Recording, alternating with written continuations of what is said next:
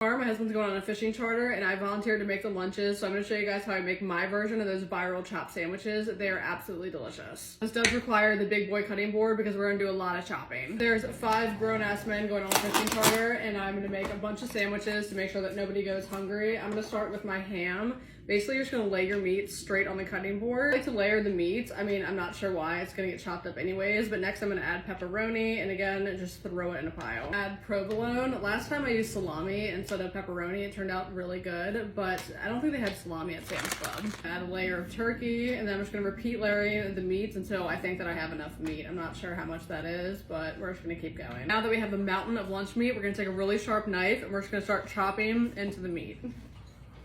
I basically have all my meat chopped up, and now I'm gonna start adding the condiments. Some of these sweet hot peppers, I think they're really good on the sandwich. We didn't have a ton of sweet hot peppers left, but we have lots of jalapenos, so I'm gonna add those. Last time I added jalapenos, and they were actually really good. I thought they were gonna be kind of weird, but it turned out fantastic. You're just gonna throw everything on top, and then we're gonna chop it up again. The whole point of this sandwich is that you get a perfect bite every single time. We're gonna add our mayonnaise. There's no measurements to this. I just do it until it looks right. If you don't like mayonnaise, you can add ranch dressing. I just made one with ranch dressing the other day, and it turned out really good. Some red wine vinegar. Again, no measurements to this, just throw it in there. Get yourself a really good Italian seasoning. This one is my favorite, and then just sprinkle that on top. I need way more than that. And some black pepper. Take our knife and chop it up really nice, and I'm also going to try to mix it up at the same time that I chop. That way I don't have to do 2 separate steps. Okay, I chopped her up and I mixed her up. I'm going to give her a taste test and see if she needs anything else.